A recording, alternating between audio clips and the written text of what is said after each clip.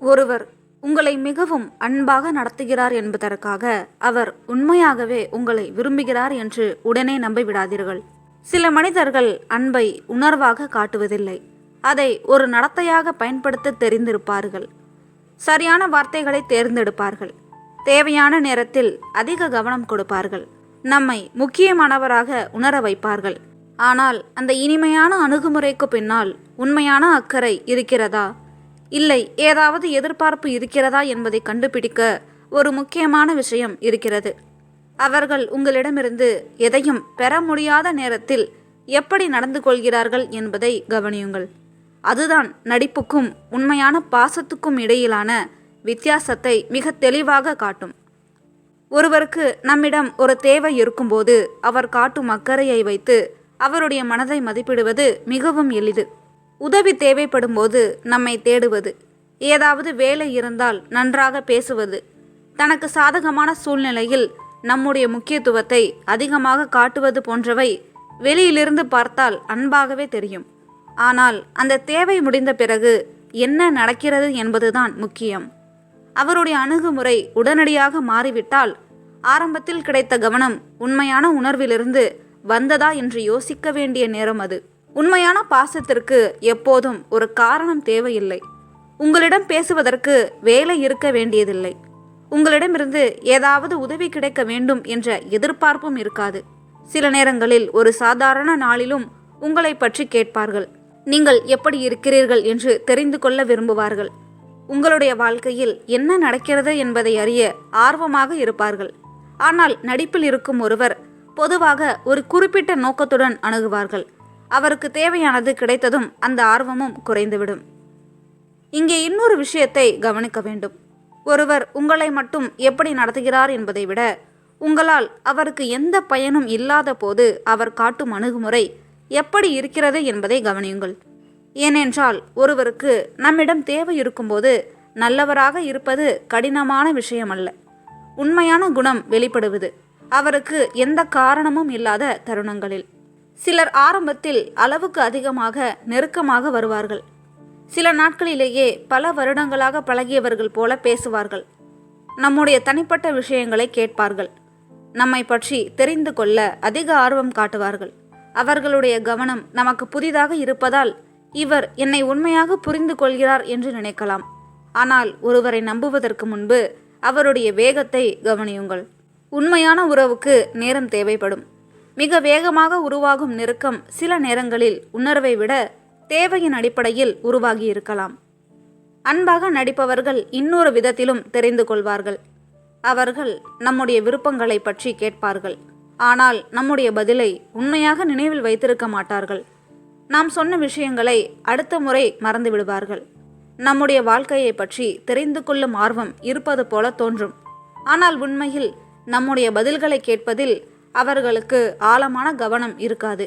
ஒருவர் உண்மையாக உங்களை மதிக்கிறாரா என்பதை தெரிந்து கொள்ள நீங்கள் அவருக்கு பிடிக்காத ஒரு கருத்தை சொல்லி பாருங்கள். இதுதான் மிக சிறந்த சோதனைகளில் ஒன்று. நீங்கள் அவருடன் ஒத்துப்போகும் வரை அவர் மிகவும் அன்பாக இருந்தால், ஆனால் நீங்கள் வேறுபட்ட கருத்தை சொன்னவுடன் அவருடைய அணுகுமுறை மாறிவிட்டால் அது அன்பை விட கட்டுப்படுத்தும் மனநிலையாக இருக்கலாம். உண்மையான பாசம் என்றால் எப்போதும் ஒத்த கருத்து இருப்பது அல்ல, வேறுபாடு இருந்தாலும் மற்றவர்களின் கருத்துக்கு இடம் கொடுப்பது. அதேபோல் நீங்கள் ஒரு எல்லையை வைத்து பார்த்தால் அவருடைய உண்மை வெளிப்படும். ஒவ்வொருவருக்கும் தனிப்பட்ட நேரம், விருப்பம், வசதி, முடிவுகள் என்று சில வரம்புகள் இருக்கும்.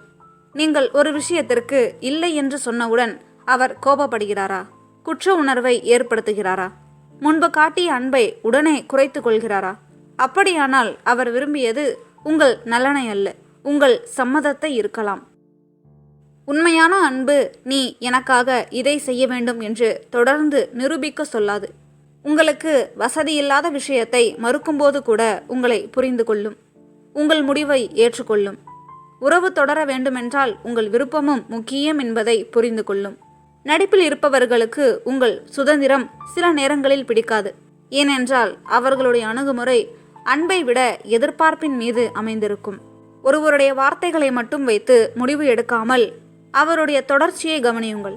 இன்று மிகுந்த அக்கறை, நாளை எந்த கவனமும் இல்லை, மறுநாள் மீண்டும் அதிகமான நெருக்கம் என்று மாறிக்கொண்டே இருந்தால் அந்த நடத்தை ஏன் இப்படி இருக்கிறது என்று சிந்திக்க வேண்டும். உண்மையான உணர்வு பொதுவாக ஒரு நிலையான தன்மையை கொண்டிருக்கும். தினமும் ஒரே அளவில் இருக்க வேண்டிய அவசியமில்லை. ஆனால் முற்றிலும் தேவைக்கேற்ப மாறிக்கொண்டிருக்காது. இன்னொரு முக்கியமான அடையாளம் இருக்கிறது. நீங்கள் வெற்றி பெற்றால் அவர் எப்படி எதிர்வினை காட்டுகிறார்? உண்மையாக உங்களை விரும்பும் ஒருவர் உங்கள் முன்னேற்றத்தை பார்த்து மகிழ்வார். உங்களை விட தாழ்ந்து போய்விட்டதாக உணர வேண்டியதில்லை. ஆனால் அன்பாக நடிக்கும் ஒருவர் சில நேரங்களில் உங்கள் வளர்ச்சியை ரசிக்க முடியாமல் போகலாம்.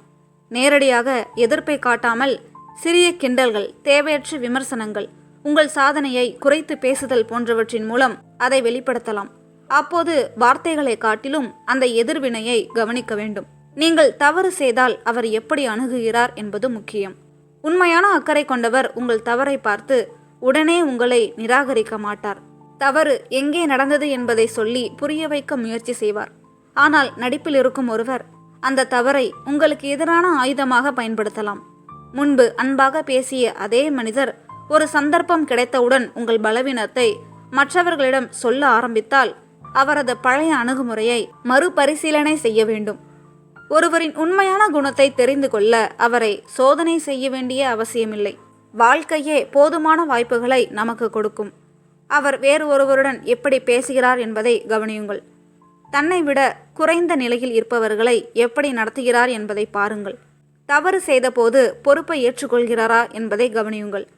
யாரும் பார்க்காத நேரத்திலும் ஒரே மாதிரியான குணம் இருக்கிறதா என்பதை புரிந்து கொள்ளுங்கள். இவை அனைத்தும் சேர்ந்து அந்த மனிதரின் உண்மையான தன்மையை காட்டும். மிக முக்கியமாக ஒருவருடைய அதிகப்படியான அன்பை பார்த்தவுடன் அதை ஏற்றுக்கொள்ள வேண்டிய அவசியமில்லை. அதேபோல் ஒவ்வொருவரையும் சந்தேகப்படவும் தேவையில்லை. நேரம் கொடுங்கள். அவர்களுடைய வார்த்தைகள் காலத்தோடு பொருந்துகிறதா என்று பாருங்கள்.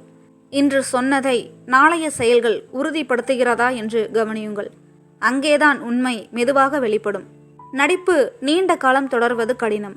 ஏனென்றால் ஒரு மனிதர் தினமும் ஒரே மாதிரி நடிக்க வேண்டியிருந்தால் ஏதாவது ஒரு இடத்தில் முரண்பாடு தோன்றும். வார்த்தைகளில் ஒன்று, செயல்களில் ஒன்று இருக்கும். தேவை இருக்கும்போது ஒரு முகம், தேவை இல்லாத போது வேறு அணுகுமுறை இருக்கும். அன்பை வெளிப்படுத்தும் தருணங்கள் இருக்கும். ஒரு மனிதர் உங்களிடமிருந்து எதையும் பெற முடியாத நேரத்திலும் உங்களை மதித்து புரிந்து கொண்டு அக்கறையுடன் நடந்து கொண்டால் அந்த அன்பை சந்தேகிக்க வேண்டிய அவசியம் குறைவு. ஆனால் அவருடைய அணுகுமுறை தேவைக்கேற்ப மாறிக்கொண்டே இருந்தால் வார்த்தைகளை விட அந்த மாற்றத்தையே நம்புங்கள். ஏனென்றால் உண்மையான பாசத்தை நிரூபிக்க பெரிய நாடகங்கள் தேவையில்லை. காலம் முழுவதும் ஒரே மாதிரியான மனிதராக இருப்பதே அதற்கான மிக தெளிவான அடையாளம். நன்றி. மீண்டும் இன்னொரு காணொளியில் சந்திக்கலாம்.